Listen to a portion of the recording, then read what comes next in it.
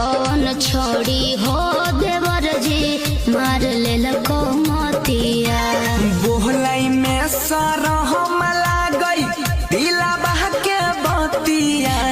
बोहलाई में सरहम लागई दिला बह के बतिया। तोरे बहिनिया हे भौजी माई डालेला कमतिया। तोरे बहिनिया हे भौजी माई डाले। कौन छोड़ी हो देवर जी मार ले लको मोतिया। बोहलाई में सरहम लागई दिला बह के बतिया। बोहलाई में सरहम लागई दिला बह के बतिया।